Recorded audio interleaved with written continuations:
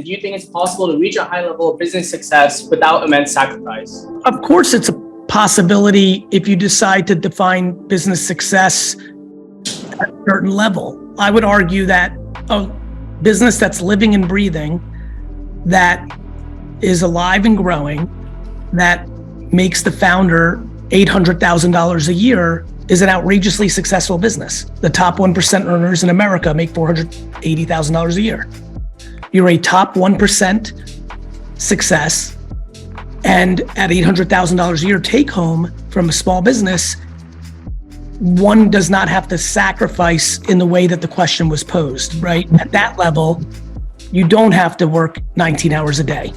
You can have 60-hour work weeks, 45-hour work weeks, achieve that level of financial success, and still have family time and still have your mental health. I mean, I don't think mental health has a number. I know people that are struggling with mental health that have businesses that do $40,000 a year, and I know people that do not have mental health issues and have good, content, happy peace of mind that run $300 million a year businesses. So I don't think mental health has a direct attribute with size and scale. I think it goes back a little bit to self-esteem, self-awareness.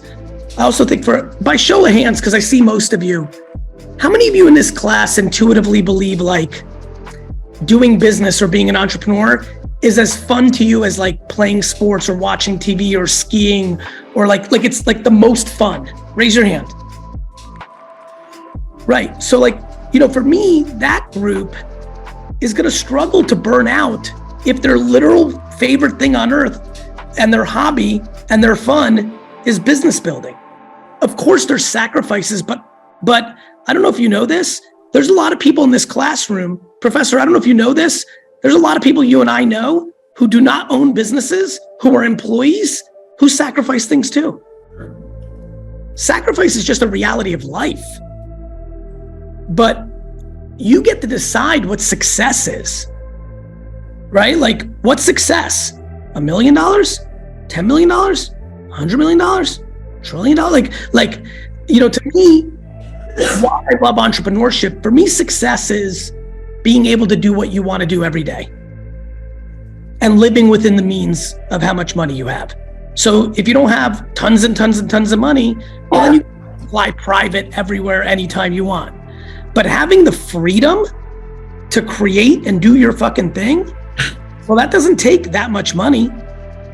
I think this is a very complex question. I think a lot of kids and a lot of grown-ups are confused by this.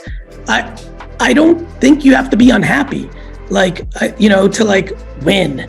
I think you can build an empire on your terms and in your way. I also think people lack patience. I think people want money too fast.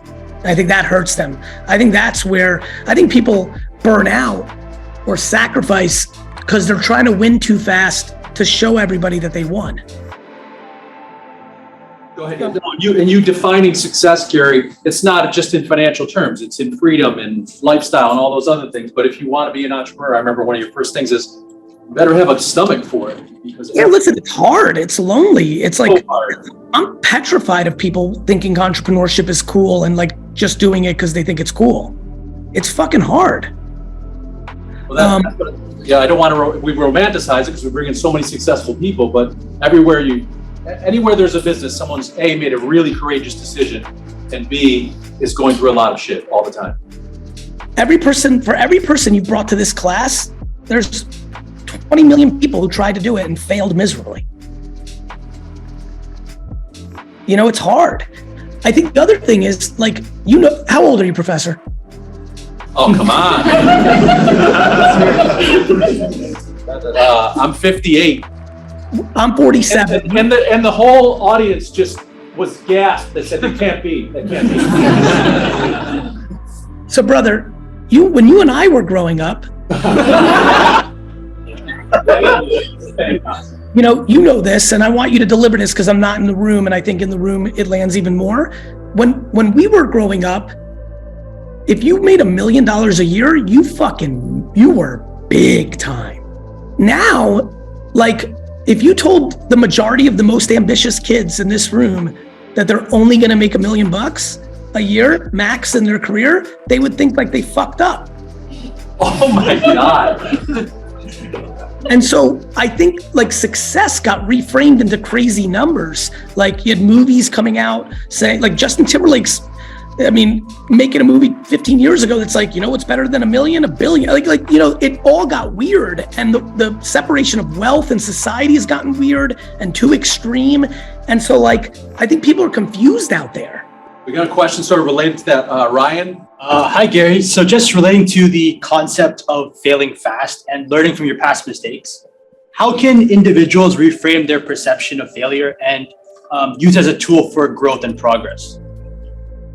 Brother, I think this is where the true entrepreneurship versus manifested or like over-created entrepreneurship is something I think a lot about. A lot of you were of the generation where failure started to get demonized. Right back to me and Professor being older, like there was no such thing as any trophy for anybody besides the people that won Little League. And so we created a culture in the last 30, 40 years where we tried to overprotect people from failure.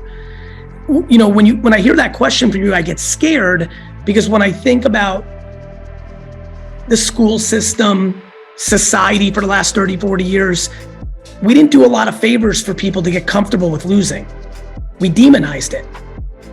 By overprotecting people from it, we made them think it was bad, right? So, the answer to the question is you start practice losing, right?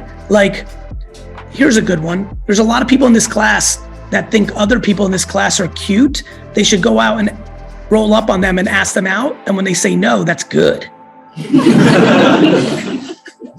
Like this humans, not Gen Z, not emerging Gen Alpha, not boomers, like humans need to practice losing a lot more. So the answer to your question is it's easy. Go do shit. You'll lose. The question is interesting to me because it's the reality of the game, but many people in this classroom haven't even started playing the game. It's really hard to read about push-ups and get the results. You've got to do the things. And so like losing, like I micro lose every day, but I don't lose at a level of like putting myself out of business. But all that entrepreneurship is micro losing with the occasional macro win. It's really, really the opposite of school. It really is. I think one of the biggest reasons so many people fail in whatever, endeavor they're on is a lack of self-awareness, because we as human beings have insecurities and we posture and we position. And there was a business deal I worked on today that is not going to happen because the gentleman values his title from his old company, which is a really tiny failing company. But the clout of that title is going to make him hold on and sink with that ship versus the other opportunities he has where he would have actually learned how to become that title. And I'm empathetic to it. I'm not even mad. This is no judgment. This is human behavior. A lot of us in this room, I've gone through, there's just things that I wish I was the quarterback of the New York Jets. But with sports, it shows you very quickly if you are or you aren't. With entrepreneurship and other things in life, you just get the title and you say you are, and a lot of other people believe you, or you believe you're tricking other people. So yeah, I think if you don't know yourself, you've got really no shot because it's too hard, right? It's too hard. And really, I think what's even more interesting for me personally about it is people are posturing. They just genuinely want people to think of them in a certain way, and people are going into things for quote unquote the wrong reasons because they're looking for a short-term fix to something that's bothering them. And so, going even more tactical, when you might be back to entrepreneurship, you might be a good entrepreneur, but if you don't realize that you're not a good operator and then you hire a COO, or if you don't realize that you're good at sales, but that may not mean you're a good entrepreneur, or that you're a good entrepreneur, but you hate selling and you have to get a partner or a capable teammate that can sell their ass off. Like, these are just like cliche things that, you know, kids, one day you're gonna have the gray hairs. And one of the things that is good about it is you've seen shit, right? You've lived it. Right now you're reading it, you know? And so when you live it, it becomes even more real. And, you know, I appreciate the first question because I think it's monstrous. Lack of self-awareness destroys people, destroys them.